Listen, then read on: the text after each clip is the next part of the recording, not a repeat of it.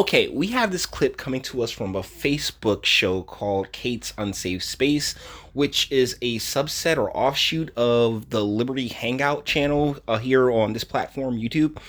And, well, the reason I'm highlighting this video is because it takes place at Rutgers, which I believe this Rutgers is the New Brunswick chapter. It's not the North chapter. And the young lady Kate, who's holding the microphone right here, stops stops this couple and starts, talking to them. Now, by the name Kate's Unsafe Space, you can kind of gather like what side of the political spectrum that she falls on. But what she's highlighting here is this communistic mindset that has really overtaken the American educational, particularly the higher educational system. So without further ado, we're going to get into this because I just find this interesting, fascinating, and fun. Let's go. Paul Robeson went here, the famous black communist. Oh, crap. Sorry, I set that one. Like, we recognize. Am I in the hold you guys up? Okay, so sorry about that because I'm trying to record this off of Facebook. They took it all the way back to the beginning of the conversation. She just started talking to the gentleman in the green jacket, and then she sees these other two people walking past, and she stops them and invites them to come over and talk. And let's just watch this disintegrate right before our eyes. Me and James are both white people. Like, okay. we are in the oppressive class. And, like, we recognize... Am I in the oppressive class? Yeah, yes. Just, like, we benefit from white privilege in a way that, like, it's not obvious, but it's in a more subtle way. Damn shame. Damn shame. First and foremost, shorty with the dark hair is bad. Like, I definitely... It's a quick take. It's an easy yes on the takedown. James is my man. You're a James, bruh. Like, you're not supposed to just be cucking at any chance that you get, but from jump, you can hear him talking about the white privilege situation, whereas, sweetheart, it's not particularly your skin color that's giving you, the privilege to be on Rutgers and study at Rutgers. It's more along the lines of your environment and your parents and the upbringing that you had that was able to create a pathway for you to be able to study in the manner that you do. And it's a little self-defeating to have your children, right? Because if I was a white parent, I'd feel some kind of way about this. It's a little self-defeating to have your children go off to college and then come back talking about, oh, I'm terrible for being Caucasian. What the hell? Nope, I am cutting it off. You're gonna have to Van Wilder your education from here on out. I mean, look around. Do you see any indigenous people? Yeah, I talked to a lot today, actually. Really? What tribes were they from? I didn't ask because that's not important to me. Did you see? Okay, so a big part of the reason why I'm doing this video is because of the interaction between dark hair and the Kate chick, all right? Because it's this sense of, oh, really? You know what I'm saying? Like, that's really fun to watch and break down. But it is. Do you know the history? It's not important to me. Of this campus? Tell me about it. This was built, most of it was built by slave labor. Why are you here? Many buildings have the names of slave-holding families. Why do you go in them? Well, because Rutgers has a legacy also on top of this with really radical politics. Paul Robeson went here, the famous black communist. Oh, communist. Should we be celebrating that? No, not at all. It's the same, that reaction that she gives when she hears the word communist is the exact same one that, anybody of their right mind would give. Like, oh, whoa, wait there, champ. You have just jumped off of a cliff. But, I mean, this is what's being taught in the American educational system. Are you triggered? No, I'm asking you a question. I believe, communism's a great thing, actually. I mean, obviously, it's been implemented in ways that haven't been effective in some. That's always the argument. It's like, they just didn't get the communism right. Like, no. Let's just dead that as an... Because that's the thing. There are policies and programs throughout, particularly the United States, that are very communistic, that are very socialistic, that have that basically rely on that reliance on government angle to them. So we have these practices in action in the United States, but that's not but because we've reached that threshold, the only place to go is even crazier towards even more communism, and it's just been a slow matriculation for the past 50 years of bringing that concept back to the mainstream.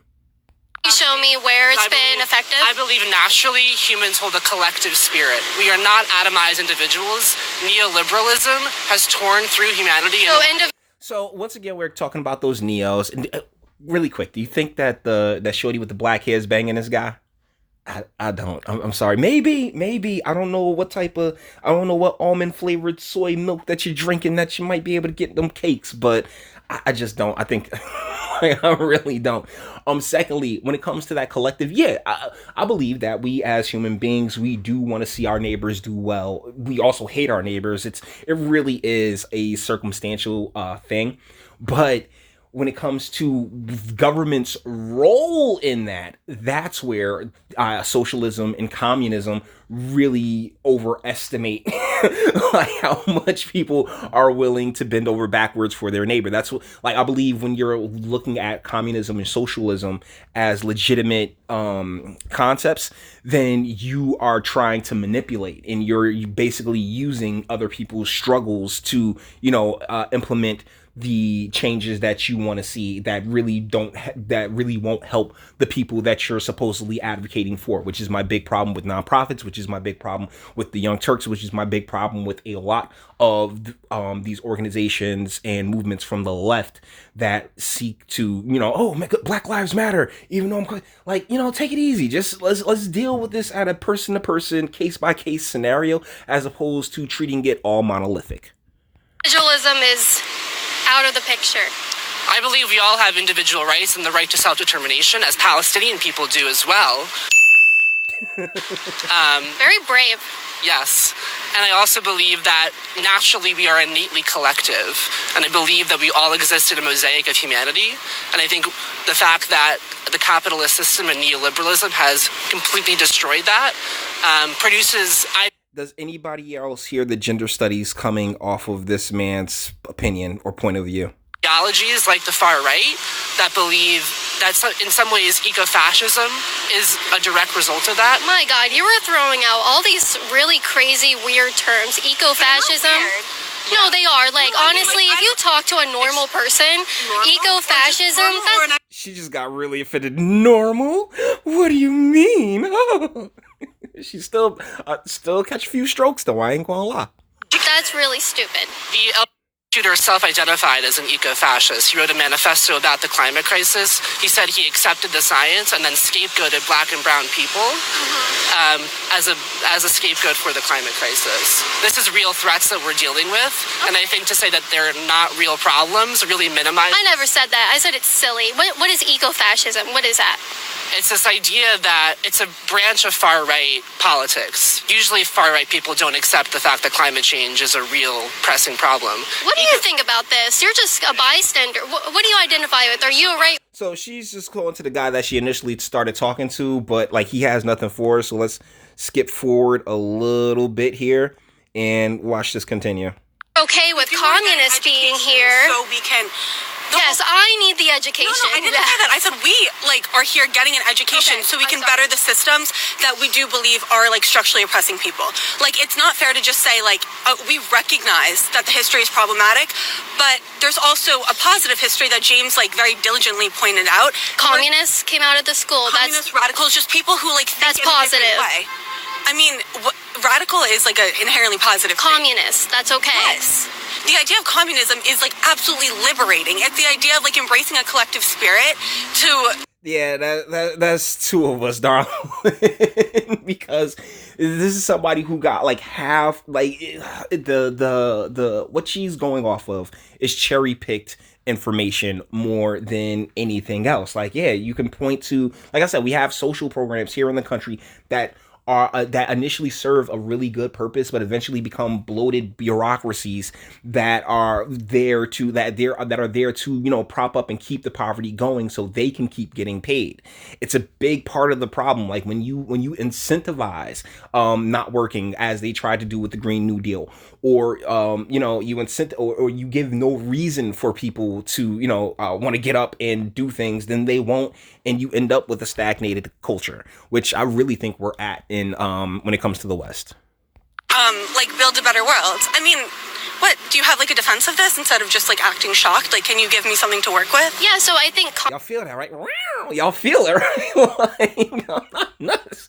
Like, she's very, like, her claw, she's ready to just pop those claws, baby, and go Wolverine berserker rage on her. communism is inherently wrong because it strips away the individual. If there's no more individual, so people can't be looked at as you're an individual, you're all different, you all have the right to do and be what you want to do and be and believe in. Communism takes away that ability to be who you are. It puts you in a collective to where thought is no longer about the individual. It's a collective thinking. Yes, it is. And then inherently communism is... She's right. I mean, she's right because you need the large numbers in order for it to work.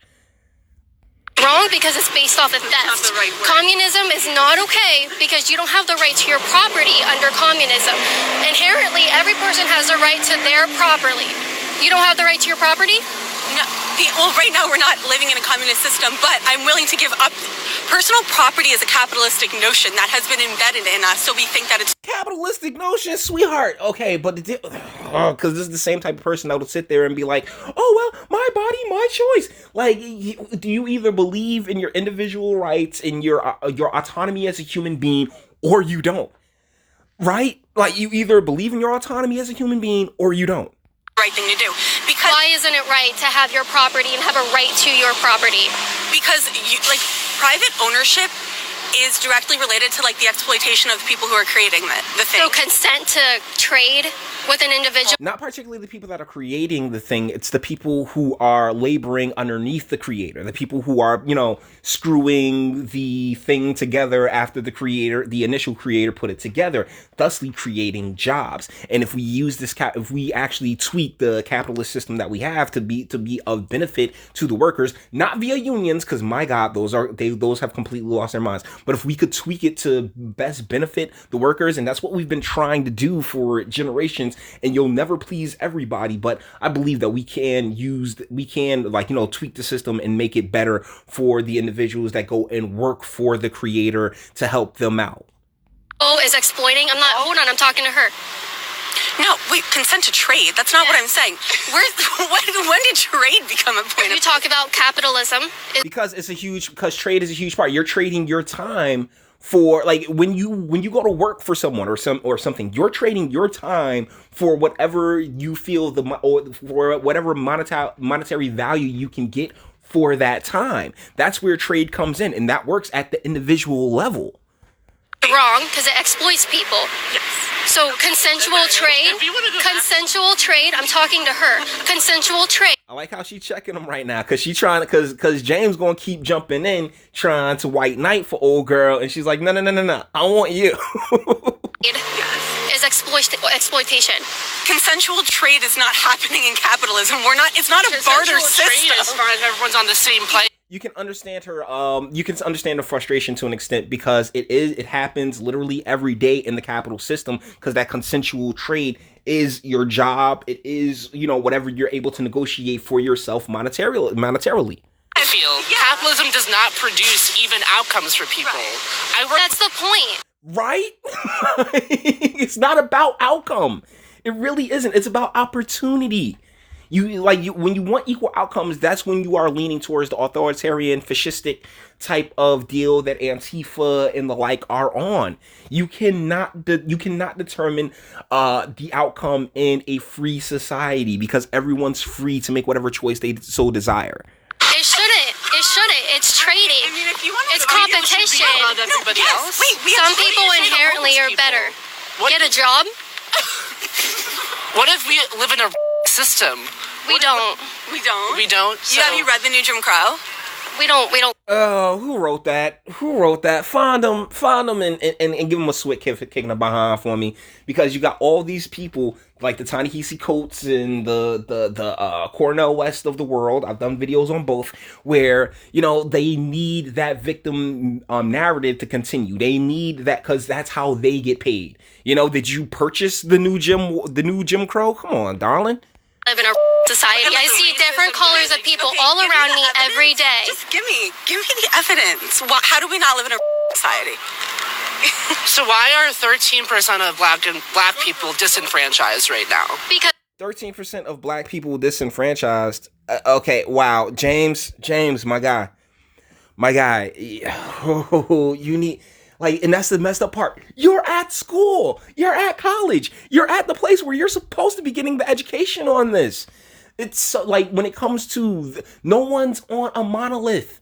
Nothing's monolithic. Like, my goodness. Because 13 deserve that. I did not say that. No, I don't think anybody inherently deserves something based on the color of their skin. Why? But that's the thing. It's not based on the color of your skin. It's based on your work ethic and how hard you're willing to go for it. 13% of black people are disenfranchised in this country. So 13%. And that is such a vague statement. They're disenfranchised. How so? Please explain it to me.